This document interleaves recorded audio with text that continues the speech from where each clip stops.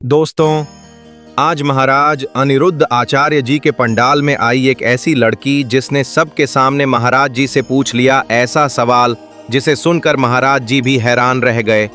दोस्तों, इस लड़की को यह सवाल सबके सामने माइक पर नहीं पूछना चाहिए था। इस सवाल को सुनकर तो महाराज जी भी पानी पानी हो गए। तो दोस्तों, आखिर ऐसा इस लड़की ने महाराज जी से क्या पूछ लिया जो महाराज जी को ही इस प्रश्न को स्किप करना पड़ा। तो अगर आप भी जानना चाहते हैं तो वीडियो को आखिर तक जरूर देखना। तो चलिए शुरू करते हैं।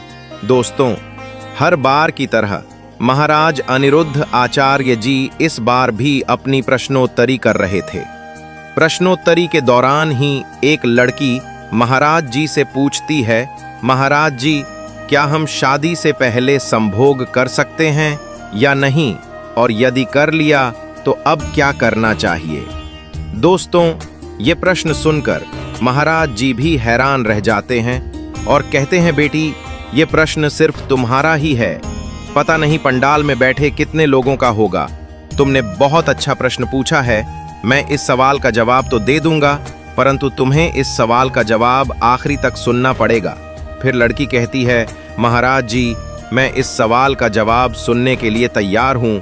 महाराज जी कहते हैं, मैं इस सवाल का जवाब एक कथा के माध्यम से दूंगा, जिससे कि इस प्रश्न से जुड़े जितने भी बाकी प्रश्न हैं सबका उत्तर इस कथा के माध्यम से मिल जाएगा।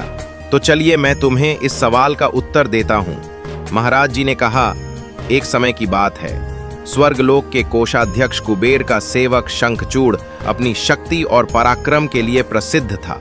उसकी ताकत के आगे बड़े बड़े योद्धा भी टिक नहीं पाते थे। उसकी वीरता के किस्से दूर दूर तक फैले हुए थे। लेकिन यह कहानी उसकी वीरता की नहीं, बल्कि उसके घमंड और गलत कामों के अंत की है। एक दिन शंखचूड़ को नारद मुनि से कंस की शक्ति और पराक्रम के बारे में पता चला। वह अपने घमंड में चूर होकर कंस को चुनौती देने मथुरा पहुंच गया। उसने राजसभा में जाकर कंस को ललकारा, हे राजा, सुना है तुम महाबलशाली हो। अगर मुझसे युद्ध में जीत गए तो मैं तुम्हारा दास बन जाऊंगा, लेकिन अगर मैं जीत गया तो तुम्हें मेरा दास बनना होगा। कंस ने चुनौती स्वीकार कर ली और दोनों योद्धाओं के बीच गदा युद्ध शुरू हुआ। उस युद्ध के दौरान दोनों ने अपनी पूरी ताकत लगा दी। दोनों वार से ऐसी आवाज, आकाश में बिजली कड़क रही हो। घंटों तक यह युद्ध चलता रहा, लेकिन कोई हार मानने को तैयार नहीं था। अंततः नारद मुनि ने आकर कंस को समझाया, हे राजन, यह शंखचूड़ अपराजेय है, क्योंकि इसे भगवान शिव का आशीर्वाद प्राप्त है। केवल भगवान श्री कृष्ण ही इसका अंत कर सकते हैं। कुछ समय बाद शंखचूड़ ने अपनी शक्ति का गलत उपयोग करना शुरू कर दिया। उसने एक दिन श्री कृष्ण की गोपियों को हरने का प्रयास किया। जब गोपियां डर के मारे भागने लगी तो वे श्री कृष्ण से मदद की गुहार करने लगी। श्री कृष्ण ने तुरंत एक विशाल साल वृक्ष उठाया और शंखचूड़ के पीछे दौड़े।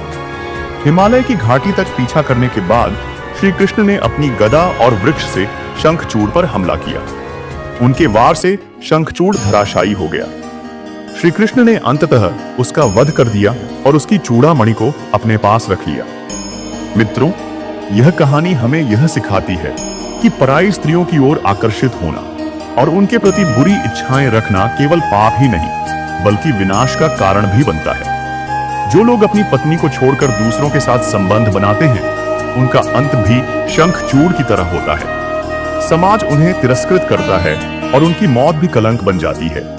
इसलिए चाहे आपकी पत्नी कैसी भी हो, सुंदर हो या साधारण, रूपवान हो या साधारण रंग रूप की, वह आपकी जीवन संगिनी है। उसकी कदर करें और उसे ही अपना सच्चा साथी मानें। तो दोस्तों, इतना कहकर महाराज जी अपनी वाणी को विराम देते हैं और सभी को समझा देते हैं कि हमें कभी भी शादी से पहले ऐसे वैसे काम नहीं करने चाहिए।